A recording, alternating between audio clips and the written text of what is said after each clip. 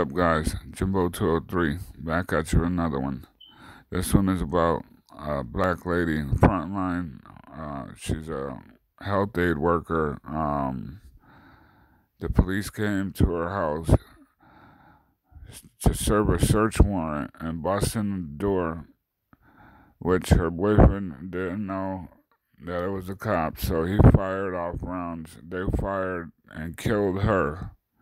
But this is the thing that really gets to me. The warrant that they were serving, the person they were serving the warrant for was already locked behind bars. How do you not know that? How do you get a search warrant signed for somebody that's already in jail? Does judge or whoever not look at who this person is and see where they're located? You go busting in an innocent person's home. I mean, it's terrible. What's going on? What is going on? And they wonder why that people down in Georgia are starting a militia to protect their neighborhood.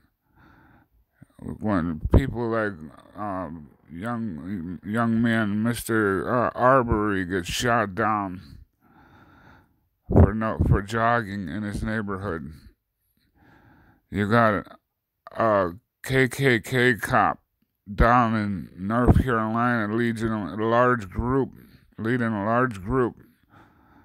of armed people to a black lady's house because a youngster's missing, but they're trying to break into this house. Like, do you have a warrant? How do you know that the kid is in that house? Is that the way we do things? I didn't know. I'm not sure.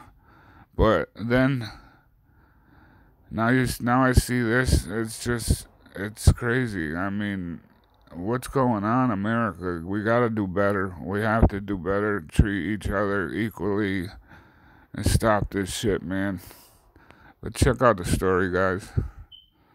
The Kentucky family is demanding answers today in the death of a frontline healthcare worker who was killed during a police raid 2 months ago today. Breonna Taylor's family is suing 3 Louisville police officers after the 26-year-old woman was shot and killed in her apartment. Now, officials say this incident back in March was tied to a drug investigation where police were searching for someone else.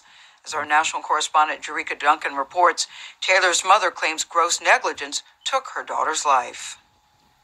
Breonna loved life, and she loved to help people, and she loved a family. She didn't deserve what they did to her. Tamika Palmer is Breonna Taylor's mother. The 26-year-old was an EMT working in emergency rooms at 2 hospitals and helping respond to the coronavirus outbreak. I was more concerned with her washing her hands than dying at home. But just after midnight on March 13th, police shot Taylor at least 8 times, killing her in the apartment she shared with her boyfriend, Kenneth Walker. Officers knocked on the door several times and announced their presence as police who were there with a search warrant.